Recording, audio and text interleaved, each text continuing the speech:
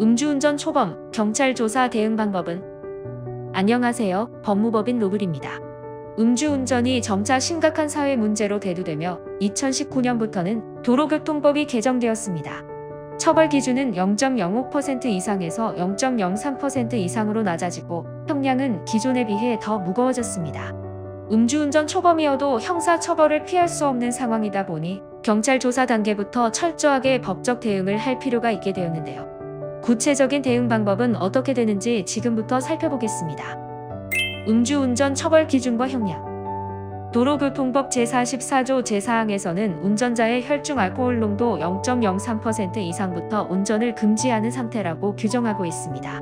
0.08% 미만까지는 1년 이하 징역, 500만 원까지의 벌금형을 받을 수 있으며 0.2% 미만까지는 2년 이하 징역에 1천만 원까지 벌금형을 받을 수 있습니다.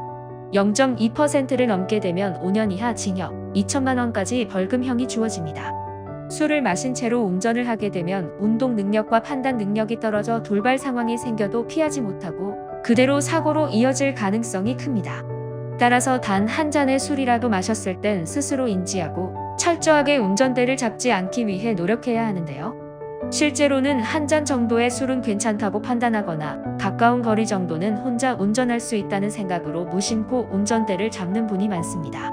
단순한 결정으로 차를 몰다가 인적, 물적 피해를 발생시키면 더욱 가볍게 넘어가기는 어려우니 이러한 점을 유념하셔서 문제가 발생한 즉시 대리인을 찾으시길 바랍니다. 초범이라도 선처가 쉽지 않습니다. 최근 법원 판결을 살펴보면 음주운전 초범이어도 선처를 쉽게 내려주지 않는 편입니다. 법 개정과 함께 국민들의 인식이 전보다 높아짐에 따라 죄질에 맞는 처벌을 내리는 것은 물론 면허정지나 취소 등의 행정처분까지 함께 부과하는 판례가 늘어났습니다. 게다가 해당 혐의는 적발 시 초기 조사 단계에서의 대처가 결과를 크게 좌우하는데요. 증거를 꼼꼼하지 않게 준비하거나 번복하는 등 불리한 진술을 할 경우 그 결과가 재판까지 이어져 결국 무거운 처벌을 받기 쉽습니다.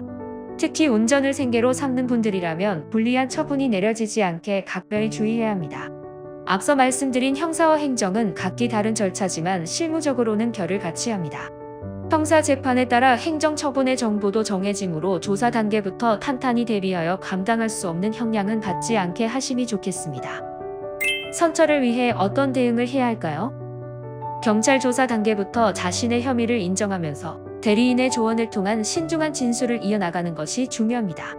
무엇보다 음주운전 초범으로서 유리한 사정을 마련할 수 있는 양형 자료를 갖추어야 하는데요. 활용할 수 있는 자료로는 반성문, 사고가 발생한 경우 피해자의 처벌 불원서 등이 있습니다.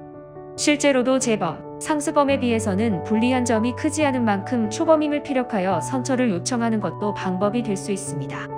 단, 이때 무조건적인 호소는 받아들여지지 않을 가능성이 크니 다른 재반 사정을 충분히 마련한 후 본인의 상황에 걸맞은 호소를 더해야 합니다. 혼자서는 자료를 모으는 것이 거의 불가능하므로 대리인 조력으로 방어 전략을 올바르게 세우시면 좋겠습니다.